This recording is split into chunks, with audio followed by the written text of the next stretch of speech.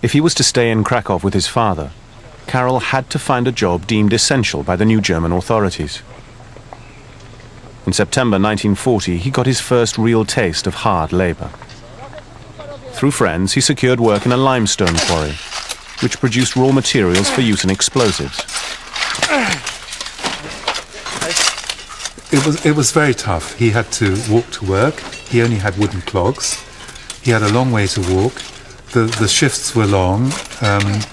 There was food, but he was underfed, and the women there thought they had to feed him up.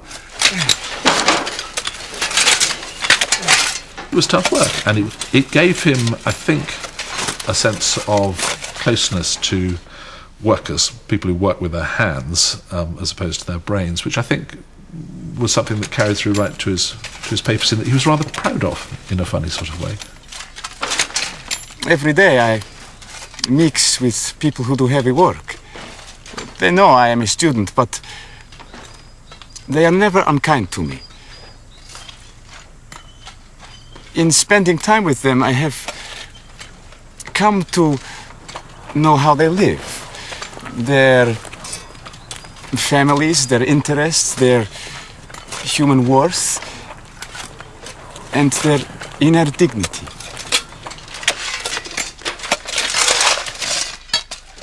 Karol quickly learnt the rules of survival in an occupied state.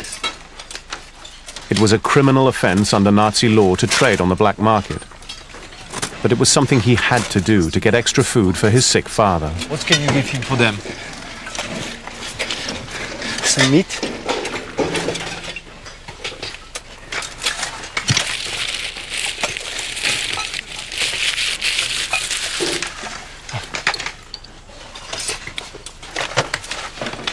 Then one day, after 6 months of working at the quarry, he returned home to a scene he had always dreaded. Hello, Father. Good news. I got extra rations today. Hello?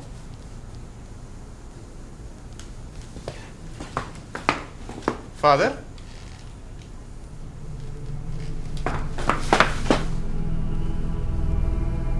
His father had died of a heart attack.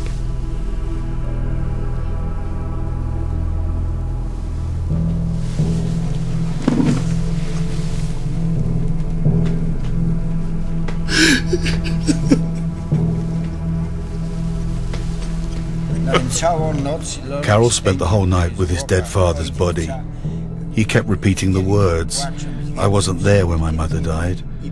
I wasn't there when my brother died. And I wasn't here when my father died." Now he had no one left in the world. He had lost what was left of his family.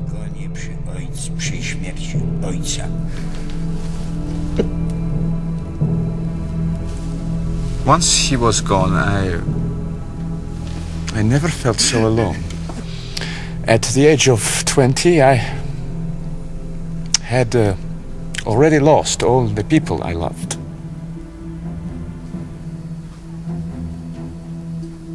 The death of his father affected him very deeply. Consider that his father was obviously a very, very great influence on him. I think that he really felt he had to do his best to fulfill that expectation and that promise. The loss of his father and the increasingly horrific events on the streets of Krakow triggered a change in Karol. On the 3rd of March 1941, the Germans began to round up all the remaining Jews in the city. Many would end up in concentration camps, like Auschwitz, just 40 miles away. The same month, Hitler announced his ambition to make Krakow a totally German city. Ultimately, all Poles might be shipped to forced labor or concentration camps. Orphaned and alone, Karol Wojtyla reacted with a new determination. Survival was no longer enough. To fight back, he joined the growing Polish resistance movement. Well, he joined cultural resistance. He didn't actually take up arms, but there was a huge AK secret army around Warsaw of, 30,000, 40,000 men, and all kinds of, relations between secret services with England, France, and so on. The Polish resistance had been active since the first days of the occupation. It grew to be the largest resistance movement in Europe, with more than 400,000 members across the country, each of them engaged in acts of sabotage and rebellion. The movement had two wings, one military, the other cultural. Polish culture had been almost totally suppressed by Nazi rule, and Karol, a student of literature, would show his defiance in the way he knew best. I was once proud of my birth. I who was once a warlike hero. Karol helped establish a secret underground theatre group, the Rhapsodic Theatre. It was a great achievement. I was a soldier in the resistance, the Home Army. We fought with weapons in our hands, but Karol was fighting with words to save the Polish spirit. He used to say being an actor is not just a job, it's a mission to try and make people nobler.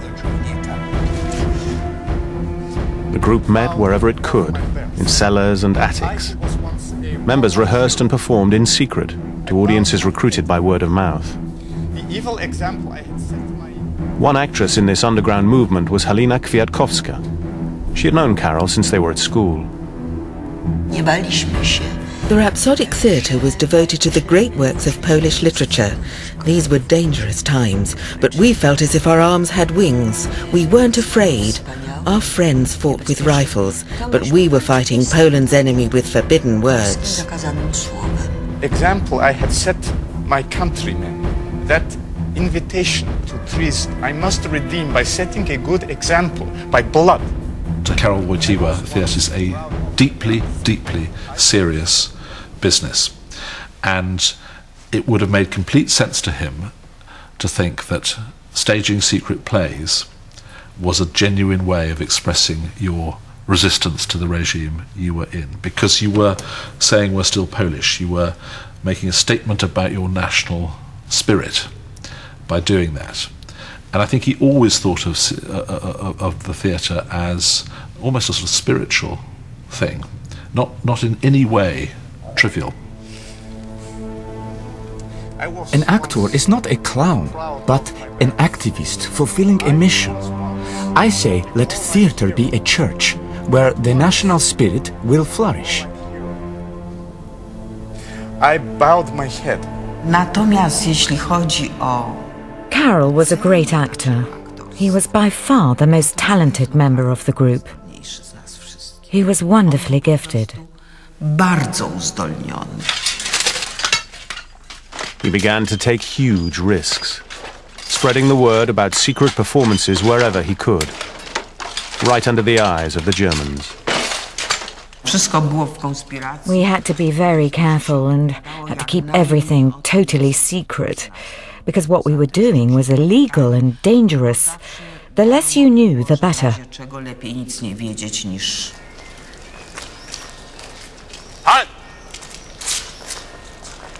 Random searches were commonplace.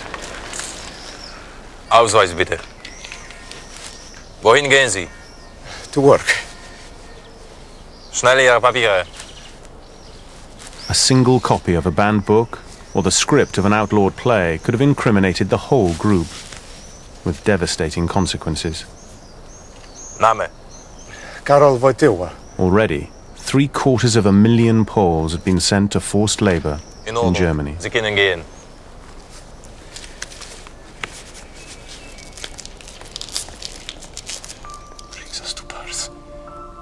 Since the death of his father, the Rhapsodic Theatre had given Karol a sense of purpose. But it was the church which gave him a sense of belonging. I believe that after his father died, in his mind, the church became a kind of second family. He began to become more religious. Religion had always been important to him. He was always thoughtful and serious. But I do think that when his father died, he came to depend more on the church.